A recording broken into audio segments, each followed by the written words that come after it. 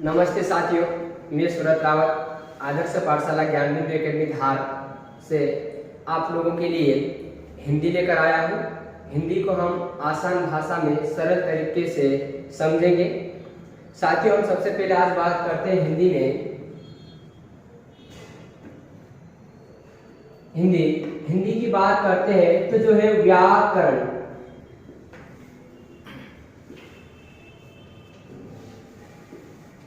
क्या देखने को मिलेगा? व्याकरण।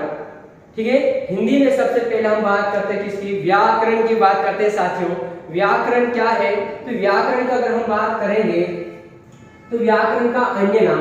साथियों, यहाँ पर समझने की कोशिश करना कि व्याकरण का अन्य नाम भी हमको पता होना चाहिए। व्याकरण का अन्य नाम भी हमको पता होना चाहिए। शब्दानुशासन। क्या हो जाएगा कि शब्दानुशासन। व्याकरण का अन्य नाम क्या है साथियों? शब्दानुशासन। ये किसका है? व्याकरण का अन्य नाम। किसकी बात कर रहा हूं मैं? व्याकरण के अन्य नाम की बात कर रहा हूं, शब्दानुशासन। अब बात करते साथियों, व्याकरण है वह शब्द कौन सा है? व्याकरण क्या है? शब्द कौन सा है? तो साथियों, यहाँ पर समझने की कोशिश करना, व्याकरण वह पुल्लिंग शब्द है। कौन सा शब्द है? पुल्लिंग शब्द है। तो यहाँ पर समझने की कोशिश करना कि ये पुल्लिंग क्या होता है। तो महिला जाति और पुरुष जाति को बताने का काम जो किया जाता है उसी को हम कहते हैं लिंग। तो पुल्लिंग है वह पुरुष जाति को बताते हैं, पुल्लिंग वो क्या है? पुरुष जाति को बताते हैं। ये जो व्याकरण शब्द है वो पुल्लिंग शब्द है। क्या है? पुल्लिंग शब्द है। अब हम बात करते हैं व्याकरण कितने शब्दों से मिलकर बना साथियों। तो यहाँ पर समझने की कोशिश करना कि विधन आधन करण। विधन आधन करण ये तीन शब्दों से मिलकर बना है। वी है वो हमको देखने को मिलेगा उपसर्ग। वी क्या देखने को मिलेगा? उपसर्ग प्लस ये आ भी क्या हो जाएगा? उपसर्ग। ये भी क्या देखने को मिलेगा? उपसर्ग। और अब बात करेंगे करण, यह मूल शब्द है। ये क्या है साथियों? मूल शब्द है। तो यहाँ पर समझने की कोशिश करना कि व्याकरण तीन शब्दों से मिलकर बना है, विधन आधन करण। कितने शब्दों से? तीन। विधन आधन करण। वी हो जाता है उपसर्ग, आ उपसर्ग है और ये करण ये क्या है? मूल शब्द है साथियों। अब बात हम करते हैं, यहाँ पर आप लोग समझने की कोशिश करना कि व्याकरण का शाब्दिक अर्थ क्या होता है। व्याकरण का शाब्दिक अर्थ किसकी बात कर रहे हैं? व्याकरण के शाब्दिक अर्थ की बात करते हैं। हम ये कह सकते हैं कि विश्लेषण करना। व्याकरण का शाब्दिक अर्थ क्या हो जाएगा? विश्लेषण करना। अब विश्लेषण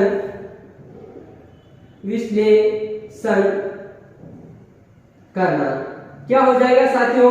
विश्लेषण करना। व्याकरण का शाब्दिक अर्थ आता है विश्लेषण करना या आसान भाषा में समझना। क्या हो जाएगा? विश्लेषण करना या आसान भाषा में समझना। विश्लेषण का मतलब क्या हो जाएगा कि छानबीन करना। अब साथियों, किसकी छानबीन करना? तो ये हमारी व्याकरण है, जो हमारी भाषा है, उस भाषा में छानबीन करने को क्या कहा जाता है? विश्लेषण करना, यानी व्याकरण कहा जाता है। यहाँ पर आप लोग थोड़ा सा समझ सकते हो कि विश्लेषण का मतलब क्या हो जाएगा? छानबीन करना। क्या हो जाएगा? छानबीन करना, या हम ये कह सकते हैं अलग करना। छानबीन करना या अलग करना, ये विश्लेषण का मतलब होता है छानबीन करना या अलग करना। अब साथियों, यहाँ तक समझ में आ चुका होगा। अब मैं बात करता हूँ व्याकरण की परिभाषा। किसकी परिभाषा की बात कर रहा हूँ साथियों? कि व्याकरण की परिभाषा क्या होती है। एक चीज और समझने की कोशिश करना साथियों, क्योंकि व्याकरण भाषा के आधार पर बनती है, व्याकरण के आधार पर कोई भाषा नहीं बनती है। ये महत्वपूर्ण पॉइंट है। व्याकरण वह भाषा के आधार पर बनाई जाती है, ना कि व्याकरण के आधार पर भाषा बनती है। व्याकरण किसके आधार पर बनती है? भाषा के आधार पर। प्रत्येक भाषा की अपनी अपनी एक व्याकरण और लिपि निश्चित होती है। अब बात करता हूं मैं साथियों व्याकरण की परिभाषा। किसकी बात कर रहा हूं मैं? व्याकरण की परिभाषा की बात कर रहा हूं साथियों। तो व्याकरण क्या है? हम ये कह सकते हैं व्याकरण वह पुस्तक या ग्रंथ या रचना या कृति या संस्करण, या हम ये कह सकते हैं संस्करण या शास्त्र या विद्या है जो हमें किसी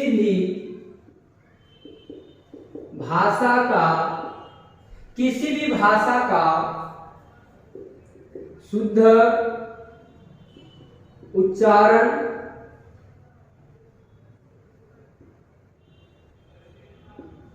शुद्ध लेखन, शुद्ध प्रयोग का ज्ञान प्रदान कराती है, उसे व्याकरण कहते हैं। उसे क्या कहते हैं साथियों? व्याकरण कहते हैं। एक बार समझने की कोशिश करना कि व्याकरण वह पुस्तक है, वह ग्रंथ है, वह रचना है, वह कृति है, संस्करण है या शास्त्र या विद्या है जो हमें किसी भी भाषा का शुद्ध उच्चारण, शुद्ध लेखन और शुद्ध प्रयोग का ज्ञान प्रदान करने वाली पुस्तक को हम कहते हैं व्याकरण। पुस्तक को हम क्या कहते हैं? व्याकरण साथियों। ठीक है, अब हम बात करते हैं कि व्याकरण के अंग कितने होते हैं साथियों। यहां पर भी समझने की कोशिश करना कि व्याकरण के अंग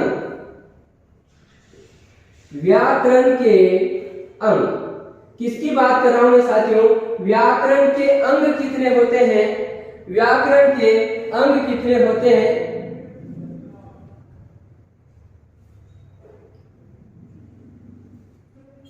ठीक है साथियों, आप लोग थोड़ा सा ध्यान देना कि व्याकरण के अंग कितने होते हैं। तो साथियों व्याकरण के 3 अंग होते हैं। कितने अंग होते हैं? 3।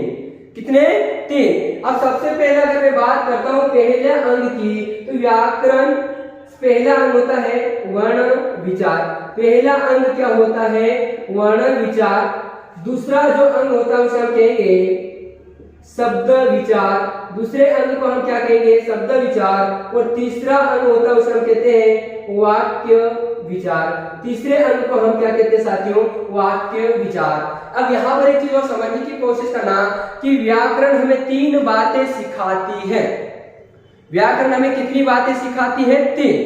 3 बातें कौन कौन सी है? तो व्याकरण हमें शुद्ध उच्चारण भी सिखाएगी, शुद्ध लेखन लिखने का तरीका भी सिखाएगी और शुद्ध प्रयोग यानी भाषा को किस आधार पर प्रयोग करना ये भी हमें कौन सिखाती है? व्याकरण सिखाती है। अब बात कर रहे थे हम व्याकरण के अंग की बात कर रहे थे साथियों, तो यहाँ पर समझने की कोशिश करना वर्ण विचार, शब्द विचार और वाक्य विचार। ये वर्ण होते क्या है? यहाँ पर ये समझने की कोशिश करना कि वर्ण क्या होते हैं। तो साथियों इससे पहले एक चीज और मैं बताने की कोशिश करूंगा, यहाँ पर आप लोग समझ सकते हैं कि मैं यहाँ नोट कर रहा हूं ध्वनि। आप लोग ध्वनि को जानते होंगे, कि ध्वनि क्या होती है। आप सभी लोग ध्वनि को जानते हैं अच्छी तरह से। ध्वनि क्या होती है? ध्वनि एक आवाज होती है। ध्वनि क्या होती है साथियों? एक आवाज होती है, उसी आवाज को हम ध्वनि कहते हैं। तो ध्वनि यानी मौखिक भाषा की, साथियों पेन और कापी साथ में लेके बैठना, जो मैं बोल रहा हूं आप लोग नोट भी करते जाना। मौखिक भाषा की वह सबसे छोटी इकाई जो हमें सुनाई दे और दिखाई नहीं दे, उसी को हम कहते हैं ध्वनि। ध्वनि किसे कहते हैं साथियों? तब यहां पर ये कह सकते हैं मौखिक भाषा की वह सबसे छोटी इकाई जो हमें सुनाई दे और दिखाई न दे, उसे ध्वनि कहते हैं। उसे क्या कहते हैं साथियों? तो ध्वनि कहते हैं। यहां तक समझने की कोशिश करना, यानी मौखिक भाषा की वह सबसे छोटी इकाई जो हमें सुनाई तो देती है लेकिन दिखाई नहीं देती है, उन्हीं को हम क्या कहते हैं साथियों? उसनी को हम कहते हैं, क्या कहते हैं, ध्वनि कहते हैं। यहाँ तक ये चीजें समझ में आ चुकी होगी साथियों। उसके बाद हम थोड़ा सा आगे बढ़ने की भी कोशिश करेंगे साथियों, ठीक है। अब बात करते हैं कि मौखिक भाषा की वह सबसे छोटी इकाई जो हमें सुनाई दे और दिखाई न दे, उसे हम क्या कहते हैं, ध्वनि कहते हैं। लेकिन उसी का लिखित रूप क्या हो जाएगा साथियों, वर्ण की बात कर रहे थे हम, यहाँ पर समझने की कोशिश करना। हम जो बात कर रहे थे वह वर्ण की बात कर रहे थे। वर्ण क्या होते हैं, तो याद रखना कि मौखिक भाषा की वह सबसे छोटी इकाई ध्वनि है, जिसका लिखित रूप क्या हो जाएगा, वर्ण हो जाएगा। मौखिक भाषा की सबसे छोटी इकाई ध्वनि, जिसका लिखित रूप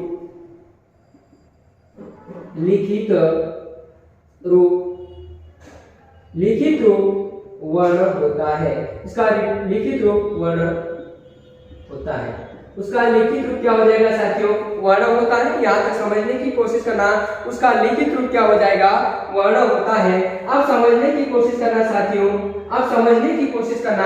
यानी ध्वनि, मौखिक भाषा की वह सबसे छोटी इकाई ध्वनि, जिसका मौखिक भाषा की वह सबसे छोटी इकाई जो हमें सुनाई दे और दिखाई न दे, उसे हम कहते हैं ध्वनि। और उसी का लिखित रूप क्या हो जाता है साथियों, वर्ण हो जाता है। उसी का लिखित रूप क्या हो जाता है, वर्ण हो जाता है। समझ में आ गया? चलो आगे बढ़ते हैं। अब मैं बात कर रहा हूं वर्ण क्या होता है, ये तो आप लोगों को सभी को समझ में आ चुका होगा। यानी ध्वनि का लिखित रूप क्या हो गया, वर्ण भाषा की सबसे छोटी इकाई क्या हो जाएगी, वर्ण होती है साथियों। भाषा की सबसे छोटी इकाई क्या हो जाएगी, वर्ण मिलकर किसका निर्माण करेगा, शब्द का निर्माण करते, यानी वर्णों का सार्थक समूह को हम कहते हैं शब्द। तो वर्ण मिलकर किसका निर्माण करेगा साथियों, शब्द का निर्माण करेगा। जैसे अगर मैं बात करता हूं, यहाँ पर समझने की कोशिश करना, र प्लस आ प्लस म प्लस आ, ये यहाँ पर 4 वर्ण लिखा मैंने। कितने वर्ण लिखा मैंने, 4 वर्ण लिखा है। इन चारों वर्णों का व्यवस्थित क्रम ही क्या बन जाएगा, शब्द। जैसे र, ये क्या बन जाएगा साथियों, राम हो जाएगा। ये राम क्या हो गया, एक शब्द हो गया। यानी वर्णों का सार्थक रूपी क्या हो जाता साथियों, शब्द होता है। तो यहाँ तक समझ में आ गया कि वर्णों का सार्थक रूप क्या हो जाएगा, शब्द हो जाएगा। और शब्द मिलकर किसका निर्माण करेगा साथियों, वाक्य का निर्माण करेगा। किसका निर्माण करेगा, वाक्य का निर्माण करेगा। जैसे अगर मैं यहाँ पर उदाहरण देने की कोशिश कर रहा हूँ कि राम खाना खा रहा है। राम क्या कर रहा साथियों, खाना खा रहा है। राम क्या कर रहा है, खाना खा रहा है। ये राम एक शब्द, 2 शब्द, 3 शब्द, 4 शब्द, यानी इतने सारे यानी शब्दों का व्यवस्थित क्रम ही क्या कहलाता है, वाक्य कहलाता है। यहाँ पर आप लोगों को 5 शब्द दिखाई दे होंगे। ये 5 शब्द मिलकर एक वाक्य का निर्माण किया है। तो यानी शब्दों का व्यवस्थित क्रम ही क्या कहलाता है, वाक्य। अब यहाँ पर समझ में आ जाएगा कि भाषा की सबसे छोटी इकाई क्या हो जाएगा, वर्ण हो जाएगा। वर्ण मिलकर किसका निर्माण किया, शब्द का निर्माण किया। शब्द मिलकर किसका निर्माण किया, वाक्य का निर्माण किया है। यहाँ से एक बात तो समझ में आ गई होगी कि भाषा की सबसे छोटी इकाई ध्वनि, सबसे बड़ी इकाई क्या होती है, वाक्य होती है। अब हम बात करते हैं कुछ 4-5 फैक्टर की मैं बात करूंगा, जो आप लोगों को अच्छी तरह से समझने की आप लोग कोशिश करना, ठीक है, जो एग्जाम में पूछे जाते हैं। सबसे पहले मैं बात कर रहा हूं मौखिक भाषा की सबसे छोटी इकाई। मौखिक भाषा की सबसे छोटी इकाई क्या होती साथियों, अभी मैंने एक चीज बताया था कि मौखिक भाषा की वह सबसे छोटी इकाई जो हमें सुनाई दे और दिखाई न दे, उसे हम क्या कहेंगे, ध्वनि कहेंगे। उसी वही क्या हो जाएगा, यानी मौखिक भाषा हम केवल बोलते हैं, जो हमारी केवल आवाज आती है, उसी को हम क्या कहते हैं, ध्वनि। तो मौखिक भाषा की सबसे छोटी इकाई क्या हो जाएगी साथियों, ध्वनि होती है। क्या होती है साथियों, ध्वनि होती है। अब जो दूसरा फैक्टर है वो क्या कहलाएगा कि लिखित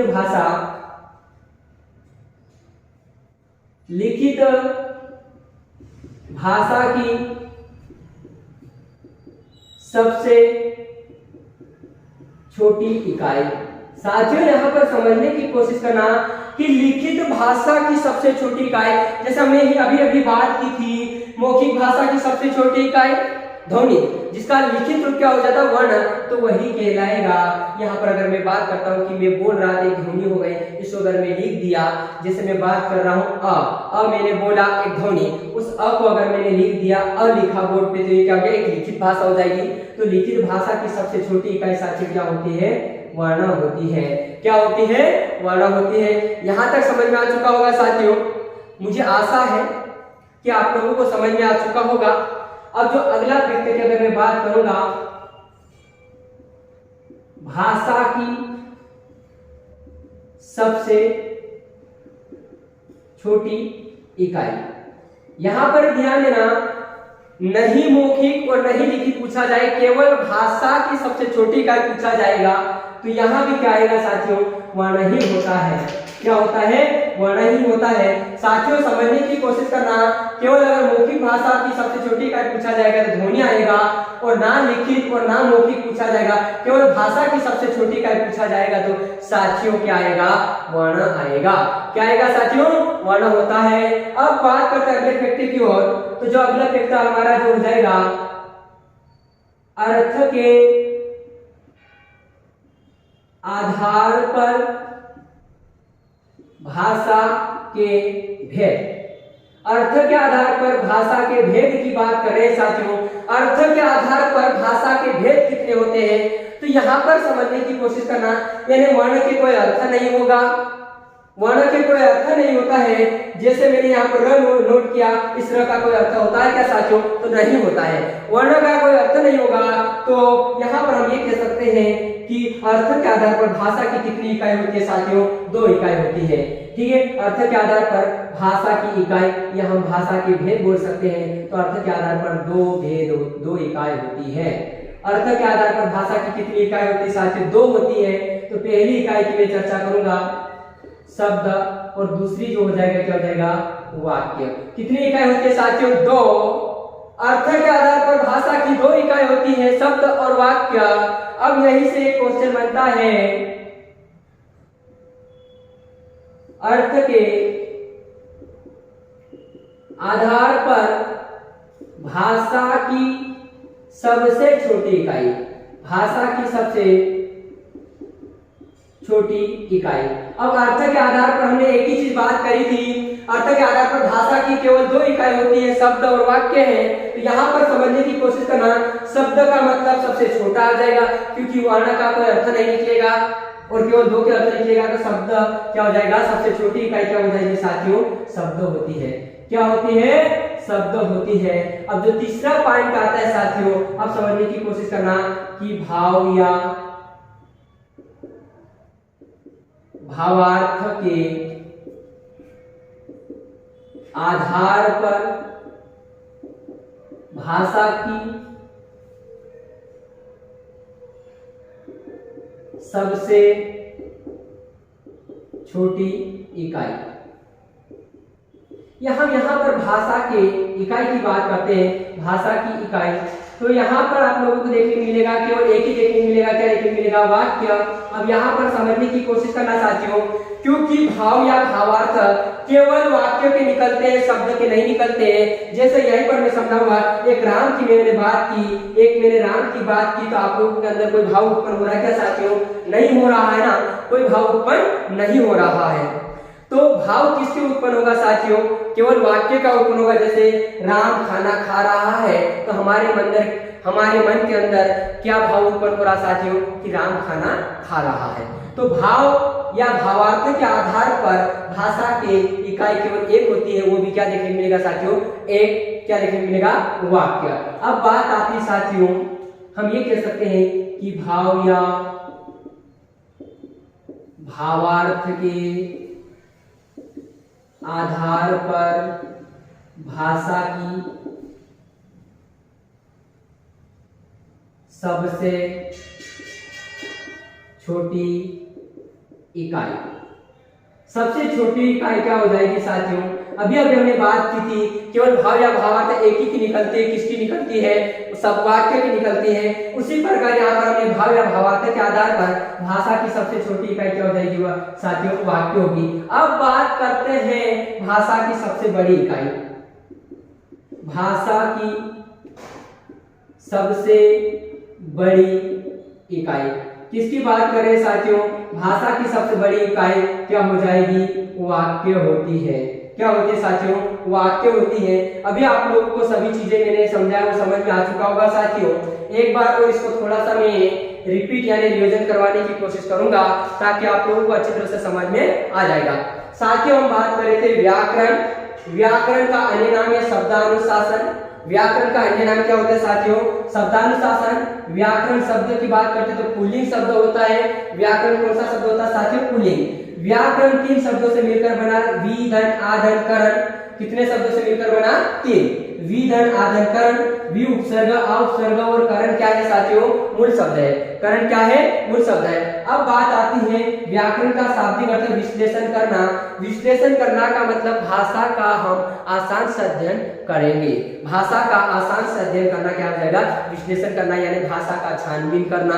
भाषा के अंदर जो जो अंग है उन अंगों को अलग अलग करने का काम कौन करेगा साथियों, व्याकरण करेगी। अब परिभाषा, व्याकरण व पुस्तक व ग्रंथ, रचना, कृति, संस्करण या शास्त्र या विद्या है जो हमें किसी भी भाषा का शुद्ध उच्चारण, शुद्ध लेखन और शुद्ध प्रयोग का ज्ञान प्रदान कराती है, उसे साथियों हम व्याकरण कहते हैं। अब बात आती है व्याकरण क्या एक पुस्तक है जो हमें किसी भी भाषा का शुद्ध उच्चारण भी सिखाएगी, शुद्ध लेखन भी सिखाएगी और शुद्ध प्रयोग करना भी सिखाती है। उसी को हम क्या कहेंगे, व्याकरण कहते हैं। व्याकरण में 3 बातें सिखाती है, शुद्ध उच्चारण, शुद्ध लेखन और शुद्ध प्रयोग सिखाती है। व्याकरण के अंग कितने होते हैं साथियों, 3 होते हैं। शब्द विचार, वाक्य विचार, वर्ण विचार, शब्द विचार और वाक्य विचार। कितने अंग होते हैं, तो 3। शब्द वर्ण विचार, वाक्य विचार, वर्ण विचार, शब्द विचार और वाक्य विचार कितने अंग होते हैं, 3 होते हैं। वर्ण क्या होते हैं, तो मौखिक ध्वनि, मौखिक भाषा की वह सबसे छोटी इकाई जो हमें सुनाई दे और दिखाई ना दे, उसे हम क्या कहेंगे, ध्वनि के। जैसे जो मैं बोल रहा हूँ केवल आप लोग सुन रहे हो, दिखाई नहीं दे रहा, लेकिन उसी को अगर मैंने बोर्ड पे लिख दिया, उसी को अगर मैंने ये सारे बोर्ड पे लिख दिया तो क्या हो जाएगा, हमारा वर्ण के अंतर्गत आ जाएंगे। जैसे मैं अ और आ मैंने बोला तो वो ध्वनि हो गए, लेकिन इस अ और आ इन दोनों को अगर मैं बोर्ड पे लिख दिया तो हमारे क्या बन जाएगा साथी, यह वर्ण बन जाते हैं। तो मौखिक भाषा की सबसे छोटी इकाई ध्वनि जिसका लिखित रूप हो जाता है साथियों, वर्ण होता है। जिसका लिखित रूप क्या हो जाएगा, वर्ण। वर्ण मिलकर किसका निर्माण करेगा साथियों, शब्द का निर्माण करेगा। जैसे र, आ, म हलंत सही, हलंत सही, और मा, राम, इनका सही हो जाएगा, राम हो जाएगा साथियों।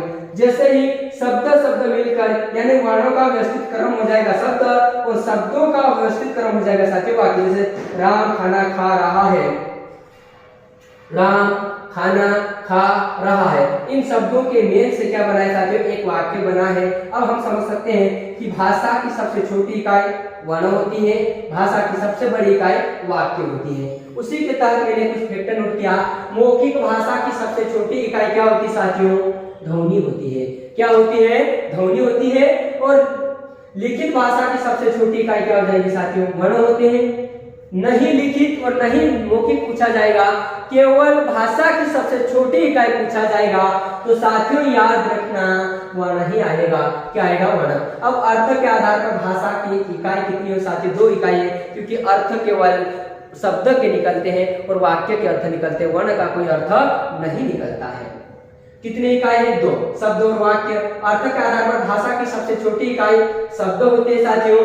क्या होते हैं, शब्द होते हैं। अब बात आती भाव या भावार्थ के आधार पर भाषा की इकाई, यानी भाव किसके निकलते हैं, कोई शब्द के भाव नहीं निकलते। जैसे मैंने बात किया राम, मैंने बात किया धार, ये एक शब्द हो गए, इन शब्दों का कोई भाव नहीं निकलता है और भावार्थ नहीं निकलता। लेकिन अगर उसको हम वाक्य लिख देंगे, जैसे राम खाना खा रहा है, हमारे अंदर क्या भाव उत्पन्न हो रहा कि राम खाना खा रहा है। क्या हो रहा, राम खाना खा रहा साथियों। चलो, तो ये क्या हो जाएगा, केवल क्या देखने को मिलेगा हमको, वाक्य देखने को मिलेगा। और भाव या भावार्थ के आधार पर भाषा की सबसे छोटी इकाई क्या हो जाएगा साथियों, वाक्य। अब भाषा की सबसे बड़ी इकाई की अगर हम बात करते साथियों तो वाक्य ही होते हैं। अब आप लोगों को समझ में आ चुका होगा, मैंने बात की केवल व्याकरण की बात की थी साथियों, किसकी बात की थी मैंने, व्याकरण की बात की थी। अब अगले वीडियो में आप लोगों को मैं व्याकरण के अंग के बारे में बताऊंगा।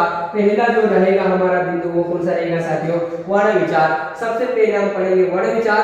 वर्ण विचार अच्छी तरह से हम पूरा विश्लेषण करेंगे।